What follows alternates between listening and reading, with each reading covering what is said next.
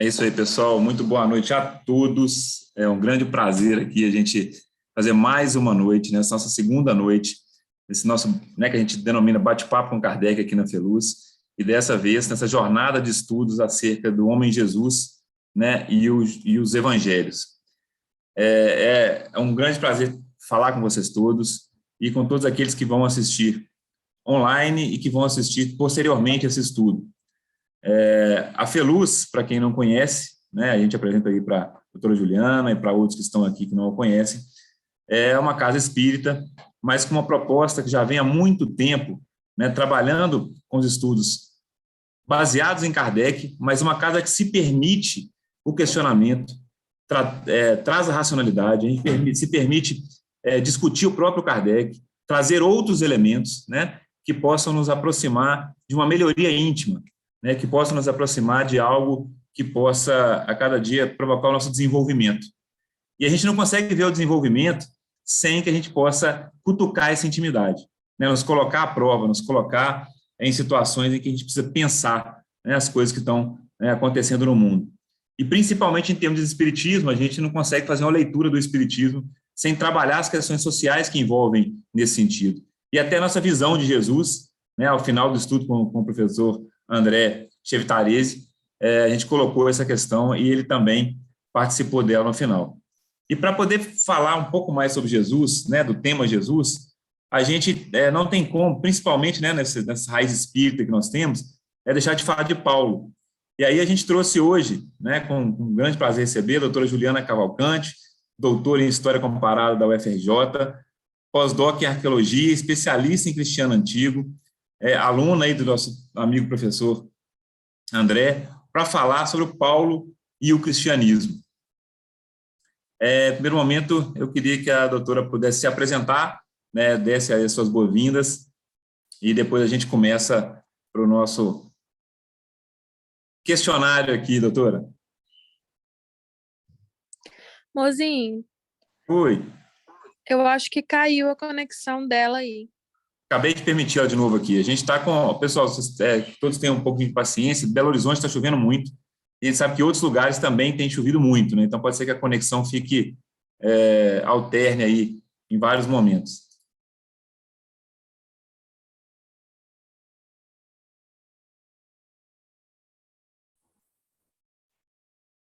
Vamos lá. Juliana entrou novamente? Porque apareceu aqui, o Zoom, eu estou todo perdido, estou todo desorientada. Pedi para reinstalar aqui um negócio, que eu não entendi o que era, aí saí, aí voltei de novo. Vocês me desculpem aí, gente, mas eu não domino o Zoom, não. Estou aqui, tateando, entendeu? Mas vamos lá. Daqui para frente, estando conectado aí é tranquilo. Acho que não deve acontecer mais nenhuma intercorrência, não. Eu estava aqui enquanto as pessoas entravam e você reconectava, Juliana, te apresentando, Então, eu já fiz aqui uma apresentação aqui do seu currículo, te dando as boas-vindas, a todos que estão aqui, que vão assistir agora e vão assistir posteriormente. Falando um pouquinho da história, como eu te contei, da Feluz, nessa característica racional, dessa busca de identidade, de questionamento que a gente tem. E nessa jornada, nessa busca por esse Jesus histórico, esse entendimento, essa ligação entre esse ser, essa personagem tão importante, que tem muito de místico, de mítico e também de história, Paulo é um outro personagem, outra personagem importantíssimo no processo. Eu queria que você se apresentasse, eu já fiz a apresentação aqui, e depois que você se apresentasse, a gente pudesse começar aqui a nossa discussão saudável, doutora Juliana. Então, em primeiro lugar, queria dar uma boa noite aí a todas, a todos, agradecer o Alexandre, a Célia, que eu estou vendo ali no fundo. Finalmente estou conhecendo a Célia, porque a gente troca muita ideia pelo Message, pelo direct do Instagram, mas até então ainda não a tinha visto, Então a gente só conversava por via texto. Então eu queria dizer que é um prazer estar aqui com vocês, agradecer imensamente o convite, É sempre bom estar em espaços assim. Eu acho que, enfim, é importante esse diálogo, também estar presente nos ambientes religiosos. Não é uma discussão só para estar na academia, não é uma discussão só para estar né, num grupinho fechado. Não, isso é uma reflexão que ela é importante para a esfera religiosa, é uma reflexão que é importante ser feita para nós que somos ocidentais. Então, o tema de Jesus, né, o tema de Paulo, perpassa pela nossa formação, pela nossa educação. Então, ela é um tema assim, crucial, e ter um espaço que discute, né, fé, mas, ao mesmo tempo, também ciência, poxa, é tudo de bom. Então, eu queria agradecer de imediato, né, o espaço e estou animada aí para trocar ideias com vocês. Então, eu vim para a gente debater, né? Por isso que eu já falei, Alexandre, espero que já tenha ligado aí para o seu, né, pro seu médico aí, porque vai precisar. Doutor Alex já está avisado aqui. Mas, então, doutora Juliana, então, pessoal, caminhando aqui nessa busca desse Jesus, dessa compreensão histórica importante, né? A gente vai ter aí, como a Juliana citou, a gente está inserindo a ciência e essas discussões em todos os campos. A gente aqui, Juliana, a gente tenta não trazer o espiritismo com nenhum caráter religioso, né? A Feluz, ela não trabalha, apesar de saber, né, que os estudiosos vão enquadrar, mesmo que o espiritismo queira falar que não tem dogma, não tem ritual, etc., mas acaba sendo enquadrado. O próprio Kardec, no final, a Célia me deu uma notícia muito ruim nas pesquisas do CSI lá, de uma prece do Kardec, né, em que ele dá todo esse caráter ali que me deixou muito decepcionado, mas é um dos grandes sujeitos da humanidade. A gente tenta não abordar esse caráter, esse viés religioso, tá, Juliana? A gente tenta se afastar dele, mas é muito interessante que nós estamos totalmente inseridos nele, né, com a cultura gigante desse cristianismo, principalmente catolicismo no Brasil e também com o protestantismo, né? E o movimento espírita brasileiro se afundou, né, se arvorou nesse religiosismo, né? E a figura, né, de Jesus, ela é contextualizada dessa forma, e a de Paulo também. Então, como você faz um trabalho muito bacana, e eu vi outros que a gente queria discutir depois, né, sobre as mulheres do cristianismo, né? A gente tem aqui algumas feministas no grupo que vão adorar trabalhar com essa ideia. Vi hoje no seu Instagram, conversei com a Célia sobre isso hoje, sobre a possibilidade, né, de como encarar Maria, né, como essa curandeira dessa pessoa que, daquele momento, seria muito bacana escutar isso. Mas, focando em Paulo, eu queria que você já começasse assim, quem foi ele, se ele realmente existiu? Paulo, a existência de Paulo, a gente não tem dúvida. Ela, inclusive, ela é mais fácil de ser demonstrada até do que a própria existência de Jesus, né? Porque Jesus não deixou nada escrito. Então, você já parte desse problema inicial. Mas Paulo não. Paulo, a gente tem um material, né, dentro do chamado Novo Testamento, que são lá os chamados Corpus Paulino. Esse Corpus Paulino, que é composto por 13 cartas, não 14, né? Dessas 13, 7 são do Paulo histórico. As outras 6 são textos que são atribuídos. É o que eu chamo de escolas paulinas, ou círculos paulinos, né? Ou seja, discípulos, sucessores de Paulo, escrevem, né, atribuindo o texto a ele. E como é que a gente identifica que esses 7 textos são escritos por Paulo, né? Cada indivíduo, por exemplo, eu vou pegar os nomes que estão aparecendo aqui: Célia, Beth, Maria, né? Todas elas, né, têm o que a gente chama de uma espécie de uma marca autoral, ou uma identidade digital, que é a forma de escrita de cada uma.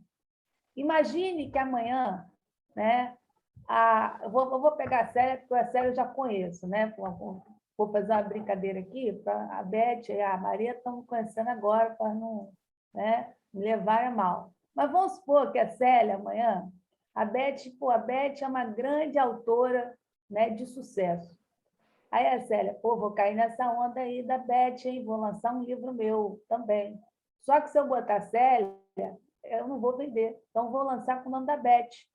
Então, ela vai, né, lançar escrito lá, Beth. Só que, tempos depois, a Maria, a Célia conversando com a Maria, a Célia contou: eu fiz isso, meu livro vendeu. Aí a Maria, poxa, vou fazer a mesma coisa, vou botar o nome da Beth. As 3 venderam. Só que imagine que daqui a 50 anos, alguém resolve confrontar esses 3 materiais. Vai se perceber que a Célia e a Maria, que assinaram como Beth, têm traços diferentes, né? Vocabulário, expressões, metáforas, tudo isso vai se diferenciando. Não é a Beth, né? Elas vão até tentar imitar, mas vamos supor, digamos que a Célia conheça bem as gírias que a Beth, vamos supor, a Beth gosta de escrever com gíria, as gírias que ela usa, mas os contextos que ela aplica são diferentes. Então, você já mudou o sentido. Isso é algo individual, é algo particular. E a gente vai encontrar isso em Paulo. As 7 cartas, que são 1 Coríntios, 2 Coríntios, Gálatas, 1 Tessalonicenses, 1 Tessalonicenses, inclusive, é a mais antiga, né? Filemon, Filipenses, todas elas têm essa mesma unidade de produção. Todas elas têm essa espécie de identidade autoral do Paulo, coisa que você já não vai encontrar em 2 Tessalonicenses, coisa que você já não vai encontrar em Colossenses, Efésios, né? Essas 3 cartas, inclusive, é como se fosse a Célia, né? Que lembra, consegue lembrar. Só que como a Maria vem depois, ela já não conhece bem a escrita da Beth. Ela só sabe que o nome da Beth faz sucesso. Então, o que ela faz? São as chamadas cartas pastorais. 1 Timóteo, 2 Timóteo e Tito. Só levam o nome do Paulo. Mas, por exemplo, nem a metáfora lá do corpo, que é presente em Efésios, já não está mais presente, né, em 1 Timóteo, 2 Timóteo. Já é um ambiente completamente diferente.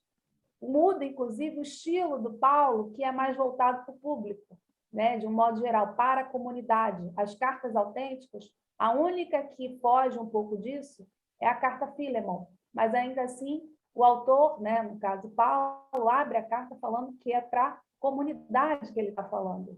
Então, é um outro sentido, né? As cartas não paulinas, que já é essa segunda, terceira geração de discípulos de Paulo que escrevem como se fosse ele, eles já nem estão mais voltados para esse ambiente, né? Principalmente a terceira camada, que é 1 Timóteo, 2 Timóteo, é direcionada para uma pessoa, para o quê? Eleger, né? Elevar uma autoridade, né? Local, que a gente chama um dirigente local. Então, você vê que tem essa temporalidade aí. E aí, eu não vou projetar, não vou nem tentar projetar aqui, porque eu estou toda perdida. Mas tem uma tabela, né, que eu postei lá no Instagram, que eu mostro, do ponto de vista temporal, como é que a gente vai percebendo a datação dessas cartas. As 7 cartas autênticas, todas elas estão situadas na década de 50. Então, esse é o momento de produção de Paulo. As outras cartas, Efésios, Colossenses, 1 Timóteo, essas cartas já estão situadas em finais do século I, já século II. Então, elas também estão temporalmente separadas. Não pode ter sido Paulo, né? Então, além dessa ausência dessa marca digital, dessa identidade, né? Você também tem uma datação que separa muito essas cartas. Então, Paulo existiu. Só que a gente precisa, quando estuda Paulo, tomar cuidado, como eu brinco. Que Paulo que você está se referindo? O Paulo histórico ou se você está falando do Paulo das cartas não paulinas, o Paulo de Atos dos Apóstolos, que não é o Paulo histórico também. Reparem, o Paulo de Atos é o Paulo que faz milagre, ressuscita. Ele é quase o novo Jesus. Ele faz tudo. Inclusive, ele tem a mesma capacidade de, se você tocar o manto, você também é curado. Jesus também faz isso, essa façanha. Então, é o Paulo que escreve, né? Então, nós temos aí diferentes Paulos dentro do Novo Testamento. E esse é o desafio inicial para se estudar Paulo, né? Só para eu parar aqui, para a próxima pergunta. Que Paulo que você quer estudar? Se você precisar projetar alguma coisa, se você quiser me mandar no Zap, se estiver aberto, você me manda que eu projeto pessoal aqui, tá? Se quiser, eu consigo fazer isso aqui. Então, vou fazer isso agora, peraí. Que aí fica melhor para o pessoal. Porque eu não... Aqui eu ainda estou aprendendo, né? Então, A vamos lá. Célia acabou de mandar aqui, ó, e eu vou projetá-la aqui, Juliana. A Célia foi mais rápida. A Célia tá no gatilho já, ó. Isso. Não dava aqui. Já estou ficando com sotaque carioca. Aí, Juliana, fica à vontade aí com os textos aí para a imagem, ó. É isso aí. Então, poxa, maravilha. Né? Então, está todo mundo aí vendo? Então, repare, olha só, 1 Tessalonicenses, Gálatas, 1 Coríntios, Filemon, Filipenses, né? Que Filipenses eu boto FL, mas pode ser FP também. As duas nomenclaturas são aceitas, né? Eu uso FL por conta da Bíblia de Jerusalém, que é a melhor tradução que nós temos, né, para o português. 2 Coríntios, Romanos, né? Segunda está aí. Opa, 2 Tessalonicenses parou. Isso daí já é o quê? Já fugiu do recorte da década de 50. Então, tudo que é década de 50, essas 7 cartas tem aquela digital que eu falei lá, da Beth. Lembre-se do exemplo que eu dei da Beth. Né? Só a Beth sabe, né? Vamos supor, a Beth, ela tem um português maravilhoso. Né? A Beth escreve como ninguém, é uma devoradora de livros. Mas a Beth faz seleção de palavras. Ela não vai, ela sabe que, porém, todavia, né, mas estão no mesmo campo semântico, mas ela faz uma opção no processo de escrita. Ela escreve mais porém do que mais. Todavia, ela conhece, ela sabe que é o mesmo universo, mas ela, do ponto de vista da escrita, é o que ela escolhe escrever. Então, um falsificador, entre aspas, não consegue imitar do mesmo jeito. Isso é um processo metodológico, tá, gente? É a mesma forma que a gente usa para identificar quando uma obra é de um artista ou se é já de uma escola, de discípulos desse pintor, né, desse escultor. Né? Isso é muito utilizado também na história da arte, é o mesmo processo, né, o mesmo método de análise. Vocês, inclusive, podem ter um acesso mais detalhado desse método no livro do Carlo Ginzburg, Mitos, Emblemas e Sinais. Eu até postei essa semana no Story uma foto que eu sou de ficar andando em livraria. Eu gosto de ficar, né, rodando em livraria. Agora, com a pandemia, não estou tendo tanta oportunidade. Mas, numa dessas andanças, eu encontrei esse livro, Mitos, Emblemas e Sinais, na seção de esotérico. Então, para vocês verem como é que a vida de historiador é puxada, né? Para vender livro, tem que estar no campo da esoteria. Mas é um método que eu estou mostrando para vocês, é isso aqui. Quer dizer, então, eu consigo garantir que essas 7 cartas vêm de uma mesma pessoa por conta desse método de análise. Enfim, é como se fosse o seu RG, como se fosse a sua identidade, né, grafada, registrada nesses 7 textos. E esses textos são maravilhosos porque Paulo, no processo ali de redigir para as comunidades, ele conta dados sobre a vida dele. Por exemplo, ele vai falar que ele é um judeu, ponto. Judeu de nascimento. Então, Paulo virou cristão. Não, Paulo não virou cristão. Paulo era um judeu cristão. Ele acreditava em Jesus como Messias, mas ele em nenhum momento deixou de ser um judeu. Ele fala, eu sou judeu de nascimento. Paulo, quem é Paulo? Paulo, ele vai contar que ele também teve uma experiência visionária. Ele vai contar que foi um perseguidor. Só que tem um detalhe. Estão vendo essa carta aqui, a Gálatas? Essa carta é muito interessante. Deixa eu ligar esse aqui, porque fica ficando. Gálatas vai falar que Paulo, né, lá na vida dele como perseguidor, ele, lá pelas tantas, ele passa por essa experiência visionária. E aí, ele estava onde? Damasco. Estava em Damasco.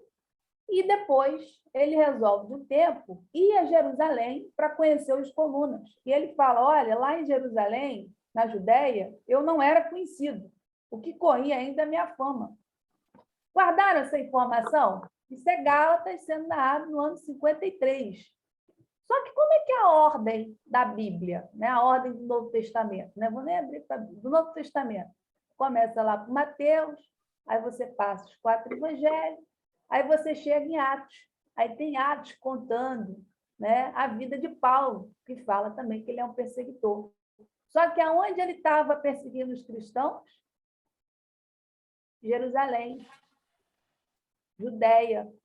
Aí você fica, aí dá aquele ponto, nó de interrogação. Ué, mas Paulo está falando em Gálatas que ele estava perseguindo em Damasco e que ele nem era conhecido de Jerusalém, na região da Judéia. Lembrando que Jerusalém fica na Judéia. Né? Todo dia falou assim, não, professora, mas é diferente. Não, geograficamente, Jerusalém está dentro da Judéia. Então, temos o que aqui? Uma inversão. Né? Nós estamos vendo que o autor de Atos está invertendo, né, uma informação dada pelo próprio Paulo. Então, ora, se nós queremos fazer ciência, se nós queremos buscar o Paulo histórico, esse é o convite que eu quero fazer para vocês, estudar o Paulo histórico, vocês precisam pegar informações dadas pelo próprio autor. Há um outro detalhe aí muito interessante. Em nenhuma das 7 cartas, para aqui, ó, Romanos é a última carta de Paulo, em nenhum momento é dito que Paulo, um certo Estevão. Leiam as 7 cartas, né? Nessa ordem aí cronológica. Não há menção a Estevão. Opa, sumiu aqui, não há menção a Estevão, né? Então, nós temos aí um dado, quer dizer, se Estevão existiu, não foi do jeito que Atos escreveu. Porque Paulo não estava em Jerusalém. Então, não teve perseguição a Estevão nem a outros cristãos. Mas, então, o que a gente começa a perceber é que Estevão, para o autor de Atos, é estratégico para que o herói Paulo surja, né? Para Doutora, Paulo... Juliana, Oi. como você entrou nessa questão aí do heroísmo de Paulo, eu vi no estudo seu você fazendo uma análise bacana entre esse Atos dos Apóstolos, né, versus o Paulo histórico nas suas 7 cartas. E aí você descreve algumas características importantes em Atos, até em relação a, né, a forma de escrever desse herói. Eu queria que, antes de você entrar nessa questão do Estevão, etc., comenta para a gente como é que esse Atos apresenta o Paulo, porque é esse Atos, né, é esse Paulo de Atos, que é muito, muito representado em Paulo e Estevão, né, do Espírito de Emmanuel, se eu não estou enganado. Você podia falar para a gente sobre isso, né? Como é que é essa estrutura de Atos? Então, gente, o Atos dos Apóstolos é um texto do século II. Então, Atos dos Apóstolos está sendo contemporâneo a quem? Ó, a esse material aqui, ó, 1 Timóteo, 2 Timóteo, Tito. Aqui, Paulo já tinha morrido há muito tempo, né? Já não tinha mais Paulo. Percebam, nós estamos falando de um autor que escreve na década de 50. Paulo vive até a década de 50, está morrendo ali nos anos 60, mais ou menos. Vou botar 60 para não ter erro, né, de conta, porque aqui é historiador, não é matemático. Então, vai ter algum matemático aqui, aí o negócio fica feio. Então, Atos dos Apóstolos é datado do ano 100 e 110. Vamos botar 110? Né? Que fica nesse intervalo, para também não ter problema. 110 menos 60, 50 anos de intervalo. Então, primeiro, não estamos falando de um autor que é testemunha ocular. Então, eclodam essa ideia de que Paulo, né, o autor de Atos é Lucas, e Lucas andou com Paulo. Por quê? Temos um problemão, porque é um intervalo grande, 50 anos, e 2, com uma série de contradições. Para um indivíduo que andou com Paulo, apresentar tantas contradições assim tem algum problema. Então, não há testemunha ocular dentro do Novo Testamento. Inclusive, o autor de Atos não é testemunha ocular de Paulo. Porque ele omite várias informações ou troca essas informações a respeito da vida do próprio Paulo. Inclusive, o autor de Atos tem uma dificuldade enorme de admitir que Paulo é apóstolo. Ele só vai fazer menção a ele apóstolo uma única vez. Quer dizer, ele é aquele que ele está falando, tem uma oratória boa. Aliás, isso é um outro dado interessante. O autor de Atos coloca Paulo como um grande orador. Mas, se você ler com atenção 1 Coríntios, a oratória, né, a retórica de Paulo está sendo questionada. Então, Paulo não é um grande orador. Paulo não consegue convencer. É só lembrar, gente, da comunidade de 1 Coríntios é uma comunidade que estava quase se matando. E o verbo em grego, né, erri, né, que significa o quê? É pegar em armas. É o famoso, sabe o que é? Cair na poada, tiro, poada e bomba, né? Só um português bem curto, bem direto. É isso. O pessoal ali estava se matando.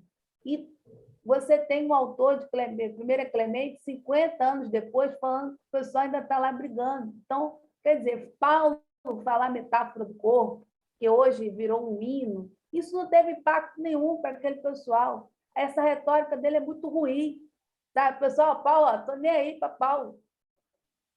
Se você ler Gálatas, eu tenho um amigo, o Daniel Juste, que ele, no mestrado dele, ele analisou Gálatas. Ele conta, né, no levantamento que ele fez, que, sabe quando fala, ó Gálatas insensatos? Não é nada de insensato. É como se fosse, eu não vou falar aqui para, né, ficar feio, falar a palavra de baixo calão, mas vou dar uma ideia, vou usar esse ciclo. É como se fosse assim, ô seus FDP, tá? É nesse sentido que ele está querendo votar? Ó, no mínimo a porrinha, mas não. Ele está estressado, ele está pé da vida. Então, esse é o Paulo, porque ele sabe que a retórica dele tem problemas. Ele não consegue se colocar como apóstolo. E isso chega no século II com um autor de Atos que tem dificuldade de colocá-lo como apóstolo, porque só fala uma única vez. Paulo nunca fala que operou milagres. Ele até admite em 2 Coríntios que os sinais eles são importantes para revelar um verdadeiro apóstolo. Mas cadê o Paulo operando milagre? E eu ainda vou dar um detalhe para vocês. Sabe a narrativa de ressurreição que Paulo faz lá em Atos? Olha, se vocês abrirem um documento chamado Atos de Paulo Teca, é o mesmíssimo relato de ressurreição. Sabe qual a única diferença? O nome. E aí? Autor, Atos dos Apóstolos é contemporâneo a Atos de Paulo Teca. Então, esse Paulo dos Milagres só nasce muito tempo depois. Digo mais, sabe os acordos feitos do tal concílio de Jerusalém? Estão ausentes em Gálatas. Paulo fala que não houve nada disso. Então, olha como é que a gente tem problemas seríssimos aí do ponto de vista histórico para se falar nesse documento. E vou dar um terceiro problema de Atos. Vocês sabem Homero, né? Homero é clássico da literatura, né? Mas já era, no contexto do século II, um clássico. Né? A gente tem ali as Homiridai, que são uma de associações, né? Que seriam o famoso, sabe, esses músicos, né?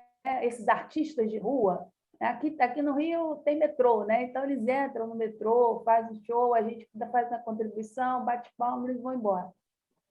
E vão viajando de vagão em vagão, né? Isso seriam essas associações, mas são associações de recitar Homero, são os chamados rapsódios.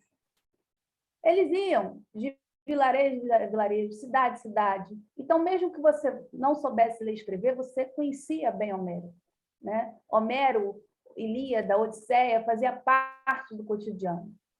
E se você compara os textos de Homero com as viagens de Paulo, a forma como elas são descritas, você vai ver ali Paulo como um novo Heitor, como um novo Odisseu. Então, ele se aproveita da escrita, inclusive falas que estão, né, na boca de Paulo em Atos dos Apóstolos, são praticamente idênticas a esses dois personagens, Apolo, né, Odisseu, perdão, e Heitor. Não tem diferença. Por quê? É o filtro de leitura que o autor de Atos está te passando. Ó, tá vendo Paulo? Esse aqui é um novo herói. Tal como Odisseu foi um herói, garantiu aqui uma nova estrutura social, uma nova ordem, né? Desbravar novos lugares. Esse é Paulo aqui no contexto do cristianismo. Essa é a cabeça do autor de Atos, que tem um grego também maravilhoso, um grego fantástico, ele domina muito bem o idioma. Então, nós estamos falando de um Paulo que eu chamo de um Paulo inventado, um Paulo domesticado, né? Não é o Paulo histórico. Se vocês querem conhecer o Paulo histórico, está aqui, ó, de 1 Tessalonicenses a Romanos.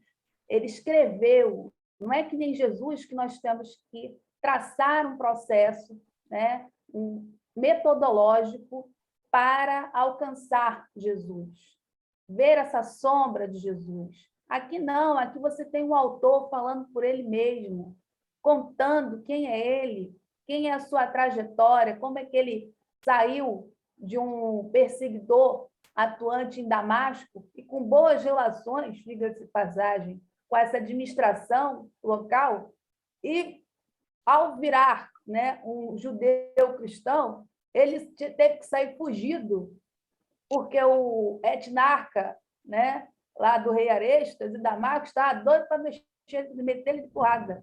Aí teve que sair fugido no 6º. É isso ele contando ali em 2 Coríntios.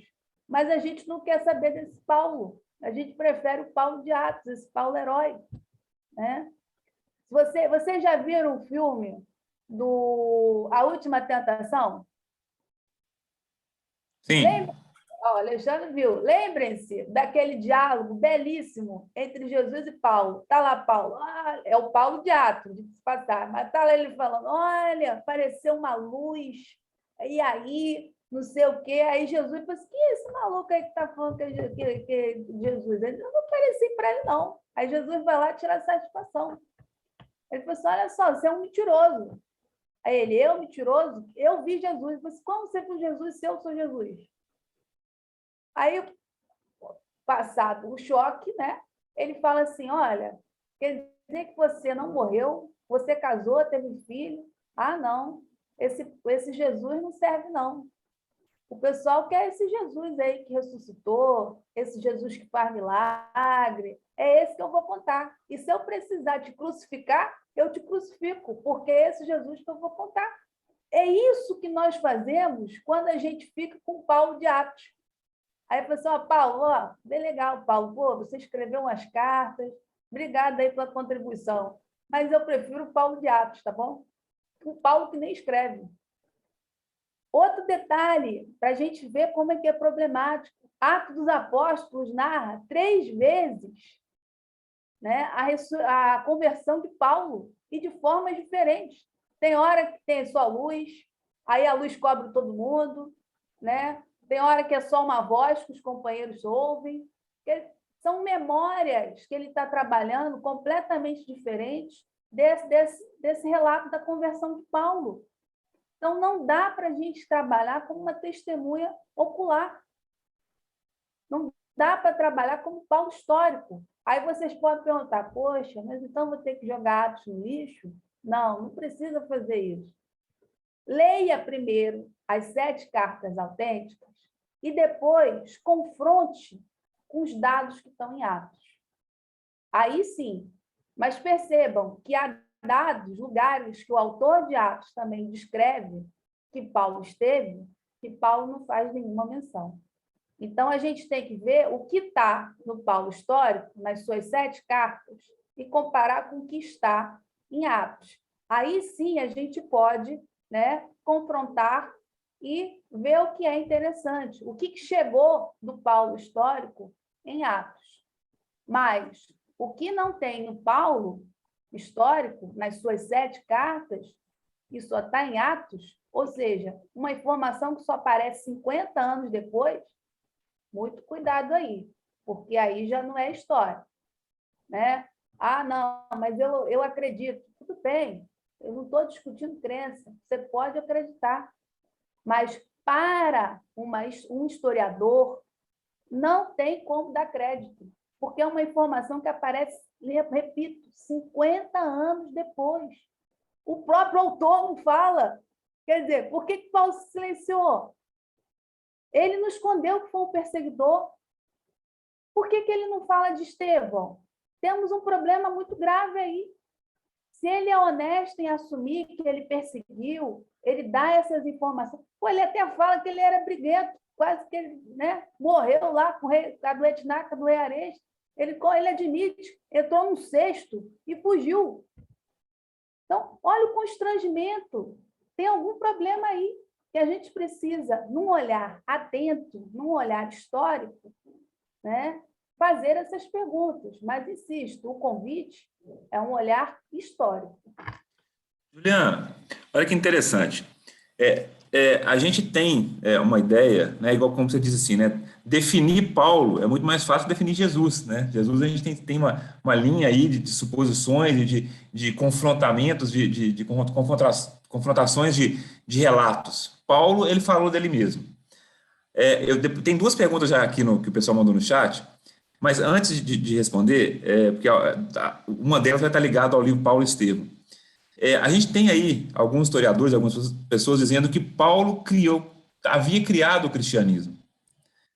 E eu também, né, algumas outras pessoas falando, e a gente tem até relatos do próprio Paulo e Estevão, de que Paulo teria se encontrado com Lucas, com Pedro, com Tiago, né, que você já disse que ele não encontrou, que ele não teve esse contato com os apóstolos. Então a gente vê aí uma narrativa em Atos de uma necessidade de Paulo se fazer apóstolo, como se ele tivesse uma necessidade de se colocar como apóstolo. Então, eu queria que você me falasse sobre essa questão da criação desse cristianismo. Foi Lucas, foi Paulo, isso veio já de uma idealização coletiva, porque há pessoas que falam que Paulo se apropriou dessa criação e para daí para frente construir o que a gente tem hoje de catolicismo, por exemplo. O que você me fala disso?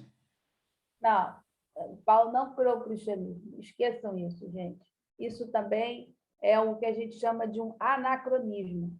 Por quê? É como se você me dissesse o seguinte: você está lá, Paulo, escrevendo nos anos 50, vou escrever aqui umas cartas, porque lá no século IV, eles vão me canonizar.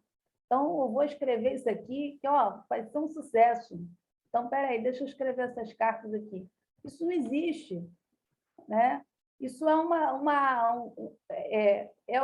uma teleologia, ou seja, você que já sabe da informação que Paulo entrou para o cânone e que, então, ele por conta de ter 13 cartas, alguns vão falar em 14, atribuídas a ele, logo ele é o fundador do cristianismo. Não. Primeiro que nós já temos aí um Paulo todo domesticado, porque se você começa a dizer tudo sobre Paulo advindo de Atos, você não lê o próprio autor, já tem problemas seríssimos aí. Segundo, se a gente lê as cartas dele, a gente percebe que a apostolicidade dele nunca foi reconhecida. Paulo é quase no grito, é no berro, que ele tenta convencer que ele é apóstolo, e não consegue. Repito aqui o que eu contei da comunidade de Corinto. A comunidade me passa 50 anos brigando.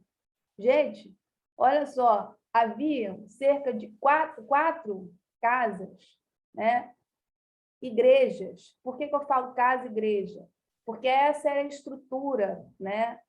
Essa era a edificação que as assembleias cristãs ocorriam. Eram casas cedidas, né, por esses associados, por esses convertidos. Cada casa, a arqueologia mostra, cabia cerca de 30 a 40 pessoas. 30 vezes 4, 120. 40 vezes 4, 160. Então, 120 a 160 pessoas, isso apertando muito. As casas cabiam até 160. Então, 160 pessoas brigando, porque não reconheciam essa autoridade de Paulo como apóstolo. não reconheciam os princípios teológicos de Paulo. Quer dizer, teve que vir Clemente para poder falar, olha, lembrem-se de Paulo. Quer dizer, mesmo assim não está sendo admitido. Então, o que a gente tem? A gente tem um processo em longa duração de aproveitamento do nome de Paulo, até mais do que suas próprias cartas, propriamente dito, que vai sendo utilizado como um discurso de autoridade de poder. Por quem? Por esses dirigentes locais dessas comunidades paulinas que se convenceram de que Paulo tinha algo interessante, né? Ou que, melhor, dentro do ambiente da sinagoga, ele levou um grupo que era marginalizado, que são quem? Os tementes a Deus, que é o tal que a gente fala dos gentios, que a gente tem que botar esses gentios também entre aspas. Por quê? Porque não é gentio, não é qualquer um, não vou passar aí na rua, peraí, irmão, vem cá que eu tenho que te contar uma nova aí, então Jesus é muito bom. Esse indivíduo não sabe nem quem é o Messias, não sabe nem o que significa a palavra Messias. Né? Os tementes a Deus, eles são, sim, indivíduos de língua, né, de cultura grega, mas são indivíduos que já conhecem, frequentam a sinagoga. Eu costumo brincar que eles são, quem mora em prédio vai me entender, eles são o pessoal que é o inquilino, que paga o aluguel, que é o quê? Quando tem reunião da Assembleia, ele vai ser convocado. Primeiro, para ele saber da reunião, já tem um problema. Aí ele consegue entrar na reunião, ele falou assim, opa, vamos votar alguma coisa. Não, você, por acaso, é proprietário? Não? Então, por favor, fica quieto. Agora, na Europa, temos uma cota extra para melhoria do prédio. Pô, irmão, você é o primeiro que tem que pagar. Vem aqui, ó. Esse é o temente a Deus. Ele paga tudo, mas ele não tem voz. Por quê? Ele não se converte. Ele não quer passar pelo ritual prosélito. Então, ele está abaixo tanto dos judeus de nascimento quanto dos judeus prosélitos, que passaram pelo ritual. Paulo, com o batismo, vai virar e falar assim, olha, se você se batizar, você vai ter essa mesma identidade, você está nesse mesmo ambiente, tem direito de voz, tem direito de plena participação. Então, Paulo insere esses indivíduos. E esse, inclusive, é a marca autoral do autor de Atos dos Apóstolos, que é um temente a Deus. Por isso que, para ele, Paulo é um herói. Por quê? Paulo incluiu ele. Ele que antes era um excluído, ele só serviu para pagar conta, que, aliás, eu estou brincando, mas isso é sério. Né? A arqueologia e textos literários, como do Flávio José, mostram a importância financeira dos tementes a Deus. Pagavam obra, reforma de sinagoga, eles que mantinham, né, do ponto de vista econômico, os ambientes judaicos de diáspora. Tá? Essas sinagogas de diáspora, esses tementes a Deus, eles entram com recurso financeiro em peso, mas na hora de falar, ter voz nas sinagogas, essas vozes são silenciadas. E Paulo eleva esse pessoal, eleva essa turma. Então, é por isso que Paulo, para ele, é esse herói, isso é estratégico. Então, essa é a marca autoral do autor de Atos, ele é um temente a Deus. A gente pode não saber o nome, mas a gente sabe o lugar de fala dele. Né? Então, atenção a isso aí. Nós estamos falando, então, de um Paulo que vai ser aproveitado por esses indivíduos.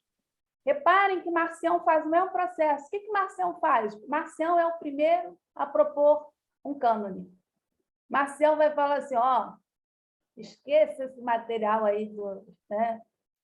Torá, isso aí é tudo normal, né? Deus, isso aí tem uma nova proposta, uma nova aliança. O que vocês têm que ler?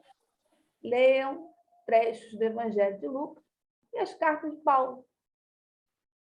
Por quê? Paulo foi o único que interpretou direito Jesus, é o único que entendeu Jesus. E aí Marcião ainda fala, e eu sou o único que entendeu Paulo, então vocês precisam me seguir.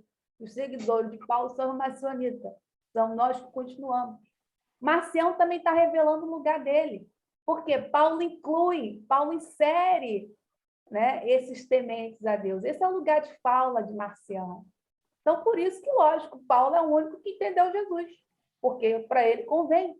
Então, é assim que o nome de Paulo vai sobrevivendo, vai crescendo, e nomes como Maria Madalena, como Mariane, como Felipe, Bartolomeu, vão sendo esquecidos. Vai ficando, quer dizer, aí você até fala, não, tinha um apóstolo lá chamado Bartolomeu.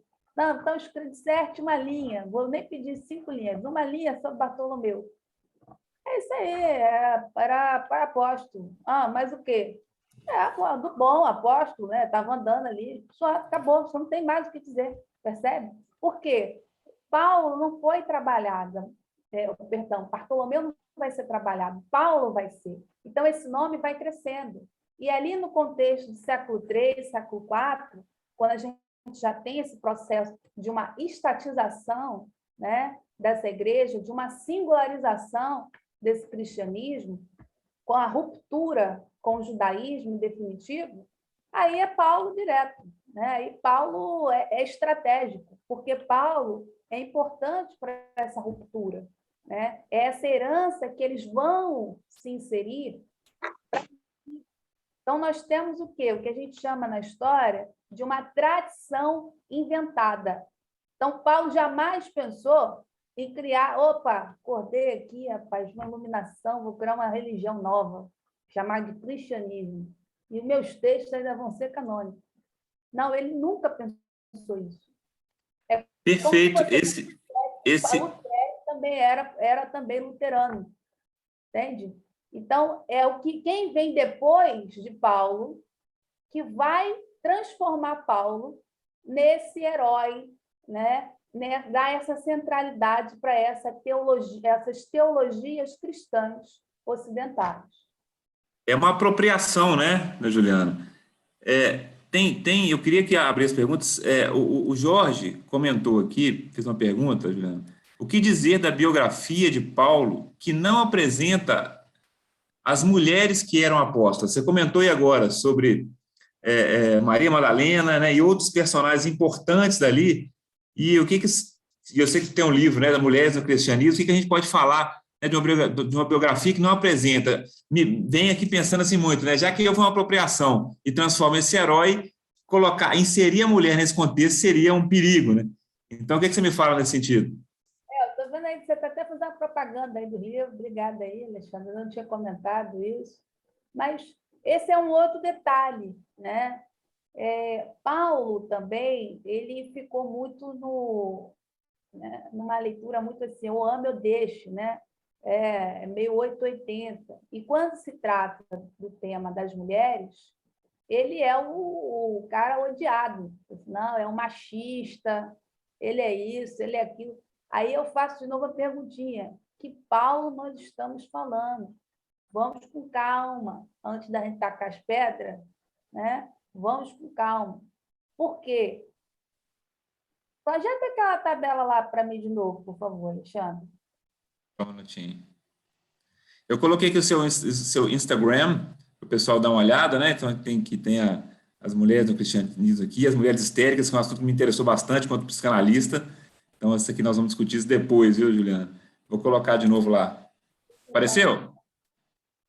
Ainda não estou aguardando, estou vendo ainda a tela. Agora eu entendi por que esse negócio pisca toda hora. Estou pensando que a minha internet está caindo. Não, é que você muda. Então, olha ali, vamos voltar de novo.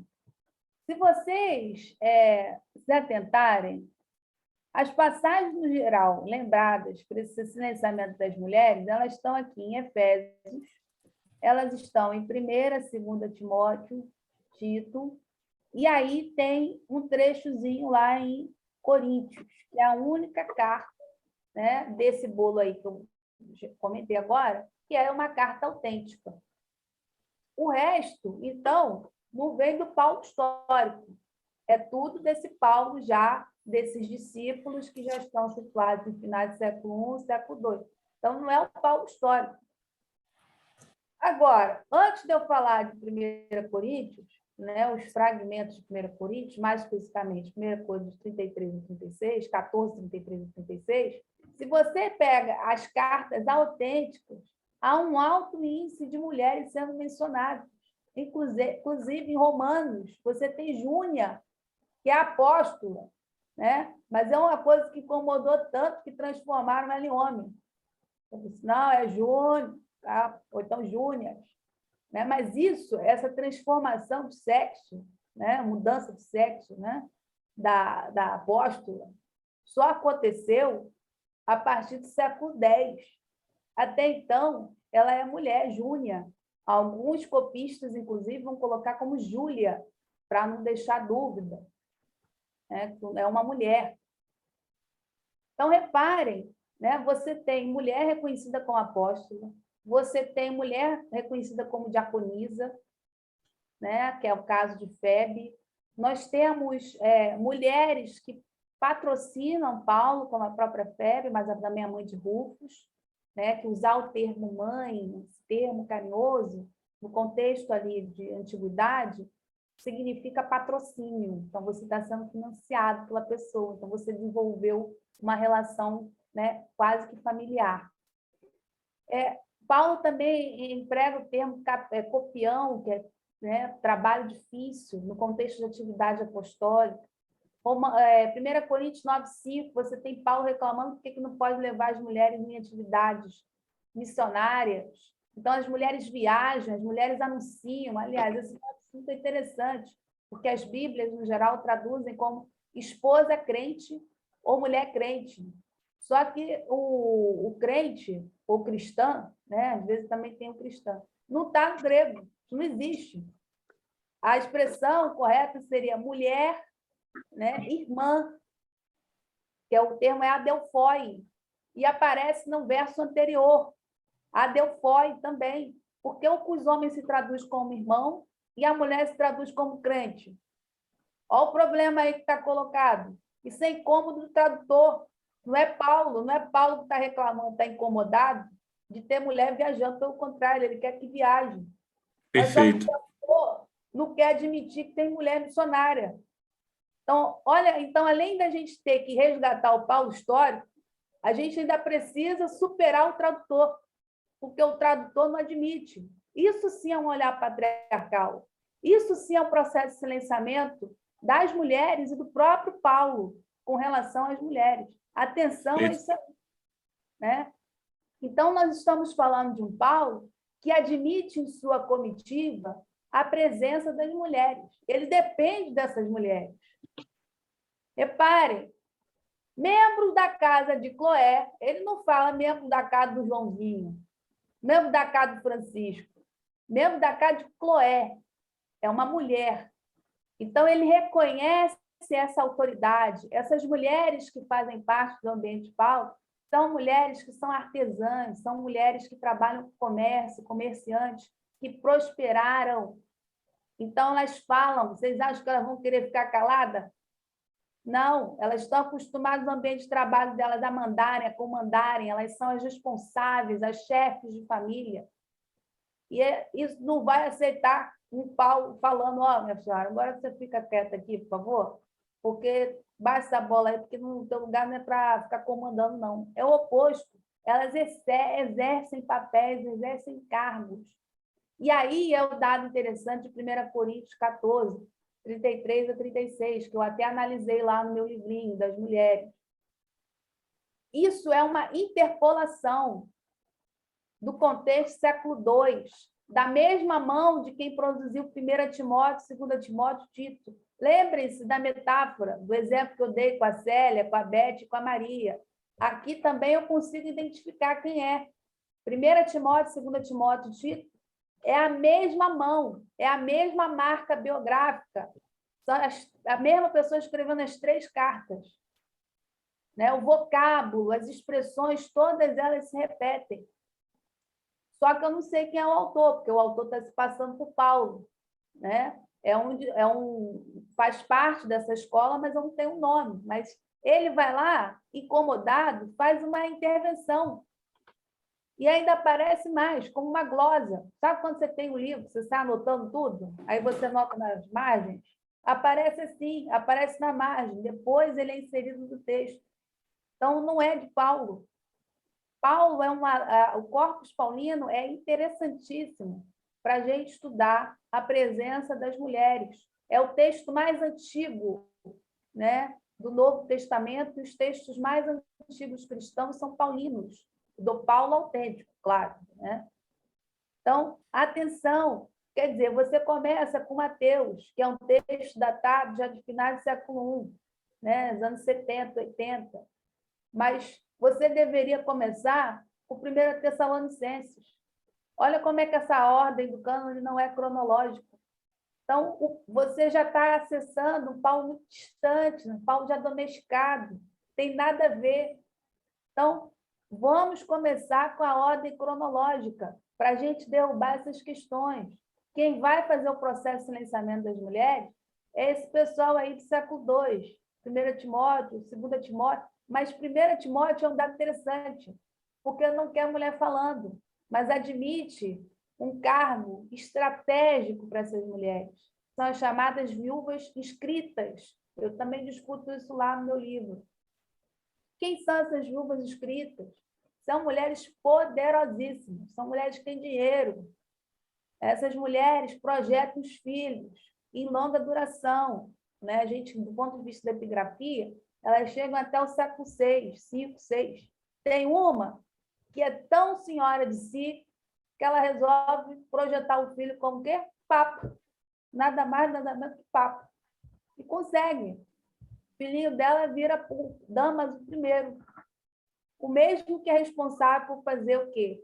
Criar, né, a alegoria Pedro e Paulo com os novos Rômulo e Remo. Então, olha como é que essa senhora é poderosa. Então, mulheres no cristianismo não existem? Olha o poder dessa mulher. Além de ser uma viúva inscrita, ainda resolve projetar um filho. E não foi a única. Muitas viúvas inscritas atuaram como diaconisas, atuaram como bispas, porque esse cargo, né, de viúva inscrita, ele oscila, depende de comunidade para comunidade, depende de século para século. Ora ela corresponde a uma diaconisa, ora corresponde a uma bispa, projetando a carreira eclesiástica dos seus filhos. Além de exercer o papel, ela ainda projeta o filhinho, sem problema nenhum. Então, essa é uma história que foi esquecida. Mas Paulo, né, o Corpus Paulino é interessantíssimo. Então, não dá para a gente dizer assim, esse material aí, ó, Paulo, machista, joga isso fora. Não. Senhoras e senhores, nós estamos falando de documentação riquíssima para o estudo das mulheres. Agora, a gente não vai parar no texto.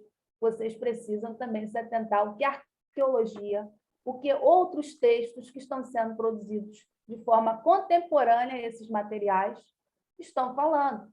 Porque eu vou dar um outro texto do ambiente paulino, que hoje é, entre aspas, apócrifo, que é Atos de Paulo e Tecla, de novo. Texto contemporâneo, escrito antes, pouco antes de 1 Timóteo, 2 Timóteo e Tito, que está lá colocando uma mulher chamada Tecla, que ganha também o nome de apóstola, faz milagre, a mulher converte um monte de gente, viaja com Paulo, foi discípula de Paulo. Mas Tertuliano, em finais do século II, vai virar e falar assim, esse texto não pode, né, ser de Paulo, é uma falsificação. Porque onde já se viu, se as mulheres não deveriam nem aprender a ler e escrever, o que dirá batizar, né, ser apóstolo, não existe. É claro que isso é uma falsificação, é claro, tudo igual, né? Exatamente igual. Se mulher não sabe ler e escrever, também não pode ser apóstolo. Igual, é uma sentença matemática, né? Então, é isso que faz o Atos de Paulo Tecla ficar fora do cânone. Reparem. Juliana, perfeito, assim, eu espero que tenha sido respondido aí, Jorginho. Eu te dar a palavra aí, mas como você não respondeu, deve estar com dificuldade de conexão. Mas fui te escutando falar aí, a gente, né, que conhece pouco, vai abrindo uma outra luz na cabeça da gente em função à pesquisa e a essas apropriações que se fazem tão intencionais, sabe, Juliana? Eu queria dar uma palavra aqui para a Célia. A Célia tem uma pergunta para poder fazer. Você fica à vontade aí, Célia, por favor. Obrigada. Doutora, tudo bom? Vou eu. A senhora falou assim, que tem um intervalo de 50 em 110 atos. E a gente vê lá em Atos 11, 26, como o professor estava conversando comigo, a primeira vez em Antioquia, né, que fala em Antioquia, foram discípulos pela primeira vez chamados cristãos. Então, quando a gente vê Atos, primeira vez chamado cristãos, quer dizer, esses tementes a Deus e os judeus, né, que seguiam a Torá e os que não seguiam, foram chamados cristãos assim, do nada. De onde surgiu isso? Se a primeira vez que eles foram lá foi chamado. Então, assim, porque a gente vê hoje, né? Cristão, cristianismos, Cristos, ou Jesus Cristo, né? Fala que Cristo não é sobrenome de Jesus, mas todo mundo fala Cristo. Se a primeira vez foi lá em Atos, esses judeus, de que forma aceitaram essa conotação, essa denominação de cristão? Essa é a minha pergunta para a senhora. Isso, a pergunta é boa, Célia, mas, de novo, é o autor de Atos querendo fazer essa epopeia. É como eu gosto de ver Atos dos Apóstolos. Atos ganhou muito como a primeira história do cristianismo. Não, ela é uma epopeia, né? Da mesma forma que você lê Homero, né? Homero ali não é histórico, né? As informações, né? Olha, realmente tinha um cavalo de Troia ali, pô, realmente, não, é uma epopeia, é uma grande narrativa sendo contada, de grandes feitos. Então, isso dali já é o autor de Atos, entendendo que ele é um temente a Deus, mas que ele está fazendo plenamente parte dessa comunidade. Então, lembre-se da metáfora lá do condomínio. Né? O inquilino, inquilino? Não, ele não é mais um inquilino. Ele também tem plena participação. Então, ele vai para ele, aquilo já funciona como uma identidade. Né? Porque essa ideia, né, de cristianismo como religião, cristão como identidade, isso é só do século III para frente. Ainda no contexto do século II, isso não existe. Né? E a arqueologia traz dados belíssimos. Você vê que o pessoal está inserido na sinagoga. Né? No máximo que a gente pode falar, no máximo, é mais uma vertente desse judaísmo. Então, para ele, usar o termo cristão é a garantia de que ele passou a ter plena participação na sinagoga, que antes ele não tinha. Esse é o ponto. Agora, para o autor de Atos, que também é o mesmo autor do Evangelho de Lucas, ele vira e fala, não, poxa, nós temos aí uma narrativa fantástica, um cristianismo, né, que nasce ali, que para ele Jesus já está também nesse ambiente de cristianismo, então tudo é cristianismo, já está ali na Palestina, né, de uma cidade pequena, Nazaré, mas, repare, já no nascimento de Jesus, já passa por Quirino, já tem que passar por um cadastramento. O autor muda a data, ele coloca como Jesus está nascido por volta do ano 6, né? Então, já passa por questões grandes, questões macro. Você vê também que é o autor de Atos dos Apóstolos que vai dizer, vai botar na boca, né? Vai falar, olha, tiveram outros candidatos a Messias, o tal de Teudas, ele inverte as datas também de forma estratégica. Então, vamos deixar, se Jesus for mais um, é mais um, mas se ele tiver algum diferencial, então os seguidores dele vão demonstrar. Isso é estratégico, esse autor está ligado, ele é um autor informado, ele mesmo fala que ele é informado. Ele abre, né, o Evangelho de Lucas falando, olha, ô Teófilo, eu tenho muita gente escrevendo, tem outros evangelhos aí circulando, mas eu fiz umas pesquisas aqui, eu tenho umas informações, então eu resolvi escrever meu próprio evangelho. Porque ele quer contar do ponto de vista dele, como um temente a Deus, quem é esse Jesus? Quem é esse Paulo? Que agora ele não vai só para a sinagoga, lá para ouvir, e fala, opa, irmão, tem uma reforma aqui, vem aqui ajudar a gente, por favor, uma contribuição. Não, ele pode se opor, ele pode trazer discussões, ele pode se inserir dentro da estrutura, né? Ser um dirigente local, ser um missionário. Então, ele ganha papéis. Então, para ele, esse Paulo é fantástico. Então, essa nomenclatura, ela nada mais do que representa essa construção de uma igualdade de vozes, uma igualdade de papéis, do que propriamente dito representar rupturas. Então, atenção a isso, né? Agora, o termo Cristo também está associado a essa ideia, né, de um Messias como Salvador. Então, tem um debatezinho aí por fora. E nada está relacionado, então, com uma identidade. Identidade mesmo é século III, século IV, em diante. Obrigada, doutora. Excelente. Juliana, depois do seu relato, já tem, né, assistido os seus vídeos, etc., e assim, particularmente, agora na opinião própria, eu tinha uma rusgazinha com o Paulo histórico, né, por tudo que vinha, que a gente conhecia e com Atos dos Apóstolos. Hoje, né, já é uma leitura que me apraz bastante, já é outra visão que a gente tem, né, desse Paulo histórico como uma personagem importante, né, não dessa apropriação que foram fazendo ao longo desse tempo inteiro. E aí, é claro, assim, como eu te disse, nós somos um grupo espírita, meio que reacionário, né? A gente se propõe a diversos ensaios aqui, insights, e o nosso grupo ele se permite fazer isso com muita tranquilidade. É claro que a gente, né, trouxe essa visão do André e a sua, como trazendo ciência mesmo, trazendo história, né? Não para confrontar, mas trazer informações sobre teologia, história, né? Só que é claro que nós somos... Outro olhar. Um outro olhar, né? Um olhar que é importante e muito respeitoso que vocês trouxeram, muito respeitoso mesmo, assim, vocês estão de parabéns na forma de expor. Mas é claro que a gente tem uma obra, a gente não, né? O espiritismo brasileiro, né? O movimento espírita religioso brasileiro, ele tem uma obra que é considerada aí muito, né? Enquanto romance, enquanto símbolo, né? Que é o Paulo Estevão, né? Pelo Espírito Emmanuel, da psicografia do Chico Xavier.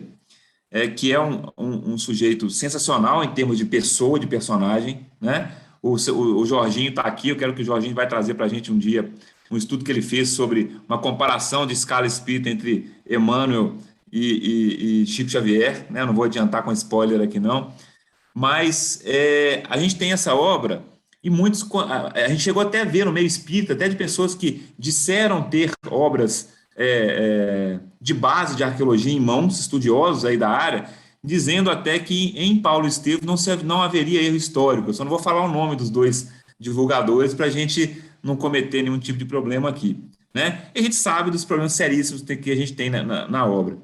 Passando aí pelas suas informações, e aí é claro, pessoal, fica a cargo de cada um de vocês, né? Não é uma informação que a gente vai dar aqui de uma opinião que tem que ser que é de todo mundo, claro, isso agora é a minha opinião, né? A gente vê em Paulo Estevão um romance, né, baseado em Atos dos Apóstolos, né, que quer realmente alicerçar, né, e dar voz a esse herói, né, católico, né, que foi Paulo. E aí, nessa obra, a gente tem ali, para começo da obra, que se tem uma análise que é Estevão como o primeiro mártir do cristianismo e Paulo de Tarso, o apóstolo dos gentios. Então, você já veio aqui, já desmistificou a palavra gentios, né? Nós já colocamos em xeque aqui o estado de possível nem encontro de Paulo com Estevão. E nós temos, nessa obra, um relato, assim, romanceado, mas muito rico em detalhes, né? Sobre Gesiel, sobre Abigail, sobre... a perseguição a Paulo, sobre a sua conversão, né? A gente tem ali um relato muito minucioso, né, para realmente avançar nessa ideia, né, desse líder que foi Paulo. E aí até o amigo aqui colocou para a gente uma pergunta sobre o que seria, né, essa obra, então. E eu queria, assim, é claro, né, sei que não é da sua alçada, você está trabalhando com ciência, mas como é um grupo espírita aqui, tendo em vista uma narrativa que traz tantos detalhes, né, que não podem ser comprovados nem mesmo dentro do conteúdo que se tem em mãos, seja ele o histórico, seja ele ou apropriado, seja ele, por exemplo, em Atos, né? Nós temos uma narrativa muito maior, né? O que você tem a nos falar disso, se é que você conhece a obra, em relação ao de como se imagina essa obra? A gente pode imaginar simplesmente como um romance mesmo? Olha, o critério, né, é o mesmo, porque para o historiador tudo é documento. Isso aqui está sendo gravado, né? Amanhã isso vira um documento para o historiador, entende? Eu sempre brinco com isso. A coisa mais triste de um historiador, ele sabe que ele vai ouvir isso em dado momento, mas é horrível, porque ele vai falar assim, isso é datado, porque ele estava escrevendo a pesquisa e agora ele virou documento, né? A gente carrega, talvez seja por isso que a gente é um sujeito chato, que a gente carrega com essa consciência, tudo é documento, ele mesmo está virando documento, entende? Então, isso não foge dessas escalas tempo e espaço. Então, você tem que fazer a pergunta, quando esse texto foi escrito? Para quem esse texto foi escrito? Tem um público-alvo, né? Quem escreveu? Quais são as intenções do autor? O que o autor está esperando do público, né? Então, qual é o ambiente, contexto político, econômico, social e, por fim, qual é a distância, temporalmente falando, desse texto para Atos dos Apóstolos e depois para o Paulo Histórico? Então, quer dizer, isso daí já é o quê? Século XX. Né? Então, século XX menos século I, que é o contexto do Paulo, 19 séculos de distância. O autor de Atos no texto século II, então 18 séculos. Então, nós temos uma série de camadas temporais, espaciais, né? Porque Paulo Estevam está sendo escrito para o público brasileiro, de língua portuguesa. Atos dos Apóstolos está sendo escrito para um público de língua grega, do século II, né? Então, são ambientes completamente diferentes. Então, nós temos aí filtros mais filtros de leituras que precisam ser chamados a atenção. Agora, gente, se vocês leem um texto do ponto de vista, esse texto é para mim importante. Então, atenção, o que eu estou chamando aqui é uma questão, né, de um olhar de uma historiadora. Então, é um texto muito delicado. Eu leria como um documento, um gênero romance. Mas dados sobre o Paulo Histórico, bem, aí é muito problemático. Para um historiador, pelo menos, né? Respeito aqui, insisto, não quero desrespeitar ninguém, mas do ponto de vista para um critério histórico, é datação e geografia, né? Espacialidade. Do ponto de vista tanto da espacialidade quanto da temporalidade, esse documento está temporalmente muito distante do Paulo Histórico. Quer dizer, Paulo, quando está lá, andando, viajando, escrevendo, ele nem sabia que existia o português. Quer dizer, o português só foi ser inventado muito tempo depois. Sabe? Então, não existia o português. Lembrem-se do que eu falei aqui sobre o problema do tradutor. No grego, adelphoi, que é irmão, né? A palavra serve para os dois. Adelphoi não tem, né? Não tem irmão, irmã, não tem gênero, né? Adelphoi. Aí o tradutor me coloca como crente. De onde ele tirou esse crente, gente? Então, é o tradutor interpolando, inventando. Então, atenção a isso aí. A gente tem várias questões que precisam ser narradas de fundo, né? O texto, o Paulo Estevam, já surge no contexto que o cristianismo existe. Paulo não sabe nem o que é cristianismo. Paulo é judeu. Então, nós temos aí vários problemas para ser superados, do idioma, do ponto de vista da religião, impacto também de uma colonização. O Brasil foi colonizado, né? Trouxeram essa cultura europeia para cá. Isso não existe no mundo de Paulo, não existe América para Paulo, não existe Brasil para Paulo. Então, nós temos várias questões aí para serem superadas. Então, essa riqueza de detalhes, isso já é um romance. É como eu leio Atos, é uma epopeia, né? Do ponto de vista histórico, insisto aqui, a gente não pode levar em consideração. Eu quero saber Paulo? Vou ler Paulo e Estevão? Não. Então, você não está procurando Paulo histórico. A pergunta é, que Paulo você quer estudar? Ah, eu quero estudar o Paulo segundo o Espiritismo. Ah, beleza. Então, estamos juntos. Esse é o recorte que você fez. Não, eu quero estudar o Paulo histórico, Ju. Ah, tá bom. Então, vamos estudar aonde? As cartas autênticas de Paulo. Então, façam sempre essa pergunta. O que você quer estudar? Né? Depois, ato contínuo, você olha para a documentação. Ah, eu quero estudar Paulo II cinema. Ah, então tudo bem. Então, o seu documento são os filmes sobre Paulo. Não, eu quero estudar o Paulo segundo os discípulos. O que os discípulos de Paulo estão falando? Opa, então já vou estudar o Paulo das 6 cartas, que não é o Paulo autêntico. O tempo todo a gente precisa fazer perguntas. Então, isso é um romance. Isso é um documento produzido no século XX, no Brasil, que fala, já impactado, dessa religiosidade católica, desse mundo em que Paulo, o nome de Paulo é importante para o Ocidente. O nome de Paulo é importante para as teologias católicas, protestantes, evangélicas. Então, Paulo é citado até hoje. Eu sempre falo isso, eu acompanho, eu gosto de política, eu acompanho os debates eleitorais. E não importa a filiação. Se ele fala assim, ah, mas você é petralha, ah, não, você é direitopata, isso é isso, é aquilo. Não interessa o político, a filiação do político. Ele, num dado momento, nas eleições no Brasil, os políticos têm feito referências a passagens paulinas. Reparem, então, como é que o nome de Paulo é importante para a política brasileira. Porque como é que pode o político abrir a boca e fala uma citação de Paulo? Então, mas o Paulo do século I nunca pensou assim, não, vou escrever uma frase de efeito que vai ser um bordão para o político lá no Brasil, no século XXI. Não existe isso.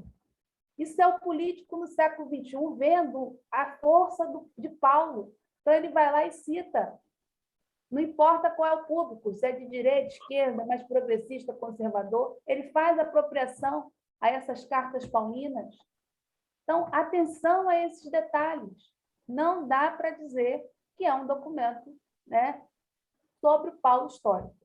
É um documento, sim, mas para esse recorte desse Paulo do século XX. O Jorge, comentando aqui, diz assim, Paulo Estevam foi escrito com vistas em ratificar a tradição religiosa. O autor segue na erraticidade, seguindo plenamente o Concílio de Trento. Né? O Jorge faz aqui a provocação, mas assim, a ideia, eu entendo o que o Paulo diz aí, que o Jorginho diz, é porque a gente, né, até psicanaliticamente, a gente tem essa necessidade dos mitos, né, doutor Jean? A gente tem essa necessidade de alguém que venha nos salvar, e a gente vai conduzindo de tempos em tempos, né, essas figuras míticas, né, o que fizeram com vários na humanidade, né, inclusive, né, com Chico Xavier, por exemplo, e Paulo é mais uma ferramenta nessa estrutura, né. Ô Sérgio, você me pediu para perguntar sobre Paulo Estevam, e você me disse, você falou assim, perguntar para a doutora se ela já leu Paulo Estevam, e se, quer ver?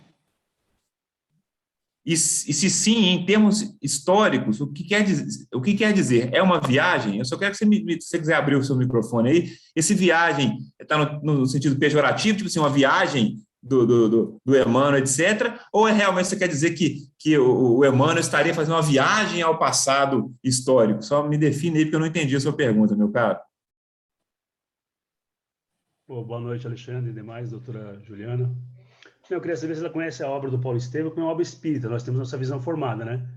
Eu queria saber a visão dela como historiadora, se o Emmanuel viajou na maionese. Então foi... Porque lá parece que é muito rico de detalhes para nós espíritas, né? O movimento brasileiro realmente deturpou essa obra e colocou muito açúcar. Ela fora da caixinha, qual a visão que ela tem desse livro, se é que ela conhece esse livro? Obrigado. Sérgio, eu acho que eu fiz essa pergunta dessa mesma forma. Eu não sei se você ficou um pouquinho fora aí. Não, eu pedi se ela leu o livro, assim, com a visão histórica, porque o livro não é histórico, né? Hoje a Sim, gente não, sabe foi, disso. sim, foi exatamente a pergunta que eu fiz para ela, anterior, com esses mesmos detalhes aí, mas a doutora pode repetir. Então, eu até, assim, Sérgio, eu lembro de um episódio quando eu, né, resolvi fazer história e resolvi estudar Paulo, porque Paulo sempre foi uma figura que sempre incomodou, né? Eu sempre achei que alguma coisa estava mal contada, né? Aí eu lembro de uma colega que ela estava comentando, pessoal, estou fazendo isso, tá? Para fazer meu aniversário. Aí ela me deu de presente, olha, eu vou te dar de presente um documento sobre Paulo. Você vai saber tudo sobre Paulo, você vai usar na sua pesquisa. Olha, do ponto de vista do Paulo histórico, não usei nada desse texto. Então, isso já responde. Entende? Para o Paulo histórico, ali é um romance. Não tem nada de histórico. Pode ser difícil de ouvir isso, mas lembrem-se do convite que eu estou fazendo aqui. Numa leitura espírita, pô, tudo bem, entendo, mas numa leitura histórica, insisto, né, com a ênfase que eu dou, não tem nada de histórico. Então, a gente, quando o André falou, por exemplo, dessa questão do Estevão, isso é fantástico, né? Porque, percebam, o Estevão ele é estratégico porque ele é rotulado como o primeiro Marte, ou o proto-Marte, e ele abre um gênero chamado martírio dentro do cristianismo, antigo ainda, que faz muito sucesso.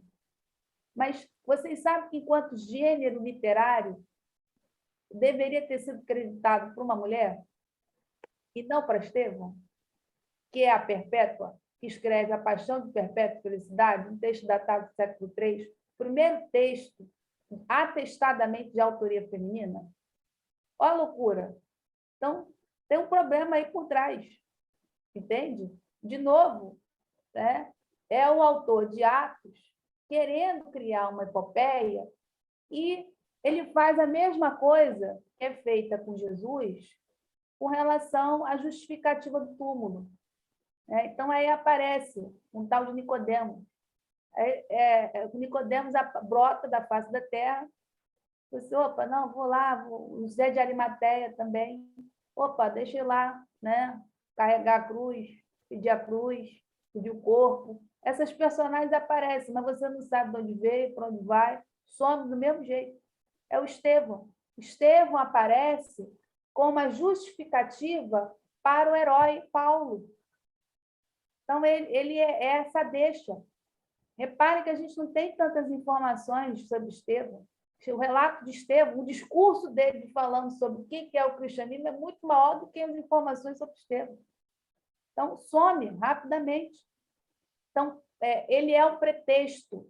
Ele é o que a gente chama de um personagem tampão.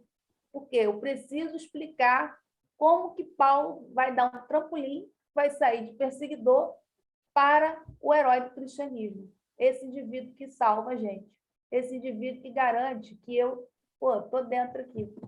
Então, é isso, do ponto de vista histórico, que Estevão serve. Então, se Estevão existiu, olha, a gente não tem informação. Só aparece no século II. Está muito distante de um Estevão histórico. E é o único documento que cita Estevão. Estevão nem aparece em Atos de Paulo Tecla, que é um texto datado também contemporâneo do século II. Não aparece em Atos de Pedro, que é um texto também datado do século II. Só tem lá. E o critério que a gente adota é, para garantir a existência histórica de uma personagem ou de um evento, 2 autores ou mais que não se conheceram precisam atestar aquele evento ou aquela personagem. Aí você fala, poxa, mas é arqueologia. Tem arqueologia. Não tem nada do ponto de vista arqueológico também que ateste essa existência de Estevão. Então, se Estevão existiu, olha, é muito difícil. Para o historiador, então, como tem ausência de documentos, a gente fala do ponto de vista da documentação. Se não tem documentação, você já está inventando. Então, do ponto de vista da documentação, Estevão é uma personagem teológica, uma personagem criada pelo autor de Atos para explicar esse trampolim que Paulo dá, que ele sai de perseguidor e se torna o grande herói do cristianismo, que se torna o novo Heitor, o novo Odisseu. Então, ele é esse herói que tem que ser lembrado. E essa daí, ó, vai sendo trabalhado, vai sendo batido. Essa fórmula dá certinho, ele daqui a pouco nem mais Odisseu, ele já vira o novo Rômulo, então já é um dos fundadores desse cristianismo. Então, olha como é que a coisa foi se expandindo. Então, atenção, que Paulo vocês querem estudar? Esse é o convite que eu quero deixar para vocês. Reflitam isso hoje, né? Qual é o Paulo? E aí, sim, tem documentação? Vamos em diante, né? Então, é porque essas questões envolvem, né, essas verdades, essas experiências que nós temos, isso complica. Mas para o historiador é documento, é fonte. Se não tem fonte, não tem história. Esse é o nosso papo. Então, é ficção, né? Então, essa fala, né, foi uma fala assim, muito boa, bacana, né? Eu até li o texto, eu falei, pô, então deixa eu ler isso aqui. É o único texto que eu, de fato, li, né? Do ambiente espírita, que a pessoa me deu, fiquei grata, falei, pô, todo carinho vou ler. Mas, como historiadora, nunca usei para nada. Juliana, é muito bacana. Ô, Sérgio, então a gente pode definir como uma literal viagem, né? Nem que seja ao próprio inconsciente do Emmanuel, mas é que, claro, né, que a gente está fazendo aqui uma ironia, e a ideia não é nem tumultuar a crença de ninguém.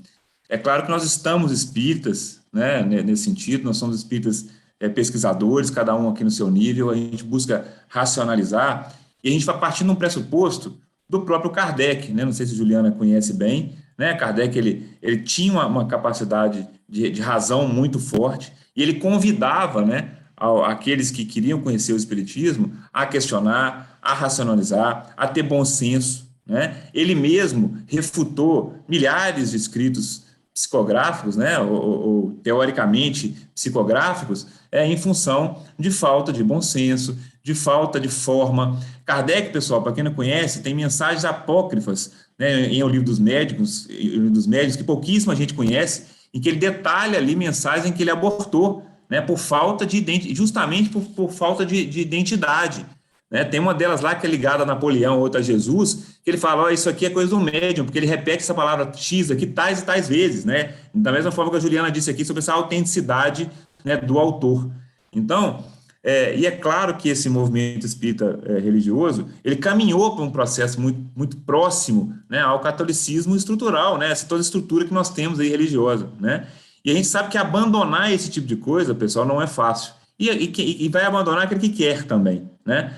Mas o que a gente sempre comenta, doutora Juliana, é dessa libertação, né, de consciência e de crenças, né, principalmente das limitantes, né, daquelas que realmente não nos deixam nas mãos a nossa própria evolução, nosso próprio contato, a nossa própria identificação, e coloca na mão de mártires, de palestrantes, né, de espíritos, né, aí como se a gente fizesse uma transferência de responsabilidade. E a nossa busca aqui na Feluz não é essa. Né? A gente busca sempre um trabalho que é de trazer luz, né, à nossa própria consciência, né, porque a gente vai dar conta com a gente mesmo. Né? Então, todo mundo aqui já sabe disso, né, o grupo que está aqui, o Sérgio eu não conheço, mas já deve acompanhar. A gente está muito afeito a esse processo de conhecimento. Né? Então, o que você trouxe para a gente, particularmente para mim, foi de suma importância, né, já vem trazendo acerca desse personagem importante que foi Paulo. E hoje eu respeito ele muito mais do que respeitava antes, porque antes eu o via como uma criação de Atos e Apóstolos, né, criação da igreja. E hoje, sabendo dessa história dele real, né, que foi um personagem importante, a gente passa a dar crédito mais ainda para esse ser humano que existiu, não esse ser místico ou mítico, né, que foi idealizado lá para frente. A gente está 5 para as 10, pessoal. Eu tenho que agradecer muito a paciência de vocês todos. E, doutora Juliana, assim, a gente não tem como te deixar de ser muito grato, né, a você e o André, por participarem com a gente dessa forma, com uma forma tão humilde, tão respeitosa, né, dessa vertente de trazer, né, um pouco do conhecimento de vocês para a gente. Pessoal, eu vou deixar, né, no grupo da Feluz lá, e nas mídias, né? O Instagram da doutora Juliana, ela tem cursos relacionados à história antiga, né? As mulheres no cristianismo, vale a pena, como o André também tem. Então, siga lá o canal, quem quiser se arvorar nisso, eles respondem as perguntas lá quando são feitas no direct, mas aqueles que estão a fim de se aprofundar, né, de conhecer um pouco mais, vale muito a pena, né? Vale muito a pena. Juliana, suas considerações finais e fique à vontade, por favor. Não, eu, de novo, só tenho a agradecer o convite, né? O bate-papo foi muito bom. Eu gosto enfim, de estar trocando as ideias. Eu acho que a gente precisa, eu sempre falo isso, né? Desnaturalizar é preciso. Então, tirar, né, esse véu dessas narrativas, né, desses mitos que são criados e que, do ponto de vista histórico, isso não procede. Tem que pegar um bate-papo desse, Tem que né? pegar a vasilha redonda lá em cima. É. Achei que Espera aí que tem alguém pegando vasilha redonda ali, já mutei aqui. Pode falar, pode continuar, Juliana, desculpa. Para mim é maravilhoso poder fazer essas trocas, né? Esse bate-papo para a gente desnaturalizar, né? Sem ferir a crença de ninguém, mas mostrar que, do ponto de vista histórico, né, a gente precisa desconstruir algumas coisas, até porque a gente precisa evitar que certos mitos continuem colaborando para violências contra as mulheres, por exemplo, né? Violências contra os negros, porque a Bíblia foi utilizada para chancelar a violência, a morte, a escravidão, né, de africanos, afrodescendentes.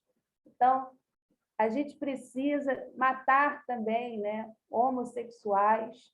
Então, a gente precisa mesmo refletir sobre essas questões. Então, a religião, ela é boa, sim, viva. Se você tem uma fé, uma crença, viva verdadeiramente. Agora, não dá para a gente, né, cultivar uma violência, né, uma religião de violência, uma religião da morte.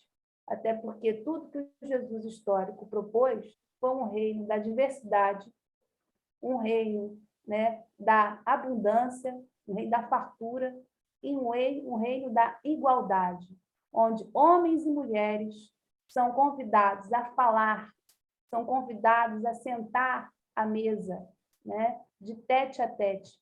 Então, isso é algo maravilhoso. E ele deu todos os caminhos para a gente seguir esse reino. O reino está instaurado. Cabe a você, Alexandre, Célia, Sérgio, Sara, nós queremos fazer esse reino. Quando a gente cria esses mitos do Salvador, o Superman, né? Deixa que o Superman resolve. Você está protelando viver esse reino. Né? Os dados estão aí. Então, a história mostra bem quem é essa figura. Paulo também, já com alguma, né? Hora, o reino está instaurado, mas da porta para dentro. Então, a gente já vê o quê? Que tem prática, mas tem alguma resistência. Então, esse é o reino. Então, esse é o objetivo, um olhar, esse diálogo, então, ele é maravilhoso e efetivo. Então, só tenho a agradecer, muito obrigada. Né? Quem aí, por acaso, não segue, pode me acompanhar pelo Instagram, YouTube. A Célia sabe, né? O Alexandre também. Eu sempre respondo. Eu posso demorar um pouquinho, mas eu sempre respondo, gosto de trocar ideia. Gente, e com essa linguagem bacana, né? Bem afeita a todo mundo, simples. Muito obrigado, Juliana. Você tocou num assunto aí importantíssimo, né? Que é essa manutenção, necessidade de manutenção de diferenças, né? Criadas pelas religiões, né? E aí é um assunto que a gente fala muito aqui na Feluz, a gente comenta as questões sociais, feminismo, patriarcalismo, machismo estrutural, racismo. Então, são temas muito recorrentes no nosso estudo aqui, Juliana. E, infelizmente, muitas pessoas querem pegar recortes, né, seja de jornais, seja de textos religiosos, seja de textos do espiritismo, para poder fazer perseverar a diferença que nós temos aí, essas maluquices que nós temos nesse planeta. Olha, só tenho que te agradecer de novo e agradecer muito ao pessoal que está aqui, 10 horas da noite, ninguém arredou o pé. E foi mais uma experiência fantástica que a gente viveu aqui. Espero a gente poder mais para frente, no seu tempo, sei que é apertado, Juliana, falar um pouco mais dessas mulheres no cristianismo. Eu acho que trazer um bocadinho de luz nesse sentido é muito bacana. A gente vê, né, um machismo tão forte nos textos religiosos e muitas vezes, né, o homem, já, né, com esse machismo estrutural já tão arraigado, mas muitas vezes a mulher mesmo, né, envolvida nesse religiosismo, né, ela não se predispõe a ouvir a própria feminilidade, né, a própria história. Então, quando você puder, a gente tiver um tempinho, eu queria muito que a gente pudesse falar sobre isso, viu? Pessoal, sensacional, sensacional. Juliana, muito obrigado. Pessoal, Célia, fantástico, obrigado por ter me apresentado a Juliana, o André. Ela é maravilhosa. É muito bacana mesmo. A Célia é minha guru, viu, Juliana? Que para vários assuntos. Não. Vários assuntos. Não sou salvador de nada. Mas guru pode ser. Não, mas a gente vai dando os caminhos, a gente vai descobrindo coisa boa, fala, nossa, descobri, quero, já foi, ela tá vendo? Tá aí. Coisa boa é para ser compartilhado. E a objetividade de vocês, assim, o carinho, viu, Juliana? Assim, o André também, né? Tinha gente que falava assim, não, o André não vai lá falar em centro espírita, ele veio com um carinho danado e veio de uma forma muito bacana com a gente. Então, eu queria agradecer muito. Quem está com a gente aqui até agora, a Cris e a Carla. O Cristiano não falou hoje, Juliana, mas ele é o nosso... A gente é muito bem-humorado também, né? O Cristiano é um grande amigo nosso da Felusa, chama de 333, que ele gosta de falar que ele é o número da besta. Ele é meio besta só. Eu ia fazer uma homenagem para ele aqui. Ele está aqui só em off. A Eunice, o Felipe Albani, prazeraço, meu caso, seja bem-vindo. Iraci, a Givana, que veio hoje, depois de muito tempo. Jorginho, daqui a 2 finais de semana, Jorginho vai falar para a gente. Vai ser um prazer. Zé Luiz, prazeraço em vê-lo aqui, meu amigo. Jussara, Luísa e Bruno. Maria Bertolo, que a gente acompanha bastante lá, parceira da Célia. Dona Penha, sensacional. Meu pai, seu Rogério, de Sorriso Novo. O amor da minha vida aqui, Samanta Barbosa. Aí, Juliana, você acompanhou um trabalho do Suricato da Pepita? Samanta, minha noiva aí, que faz a Pepita comigo lá, nos projetos sociais. Legal. Sérgio, foi um grande prazer. Soninha, valeu pela visita, Soninha. Dá um abração no Adelino aí, viu? Fala para ele ter juízo. Aí, Juliana, o Cristiano é esse que está com aquela foto engraçadinha atrás ali, ó. Não sei se você fala alguma coisa aí, Cristiano, para a Juliana te identificar, o pessoal te identificar. Célia aí, ó. Olha lá, ó. Alguma coisa. Aí, muito bem. Esse é o sujeito, tá lá a fotinha graciosa dele. Mas, pessoal, foi um grande prazer. Muito obrigado. Essa é uma foto que eu tirei do Alexandre à noite, um dia. Muito bom. Constantino, hein? Daqui é? Estão vendo muito Constantino. É isso aí, perfeito. Oi, gente, mas foi um prazer. Espero que a gente consiga organizar aqui a reunião que vai ao estudo, bate-papo vai para o YouTube. Ó, Jorginho apareceu agora aí, Jorginho. Prazer em te ver. Filhote, já está dormindo, Jorge? Massa. Vai estar com a gente aqui já daqui a 2 semanas. Felipe, prazeraço. Pessoal, boa noite. Esse estudo vai lá para o YouTube assim que a gente conseguir, acho que amanhã a gente já consegue. Espero que possa chegar para mais pessoas, porque toda essa informação ela é importante e, para te falar a verdade, me emociona bastante. Pessoal, brigadão. Boa noite a todos. Boa noite. Tchau. Obrigada. Tchau. Valeu.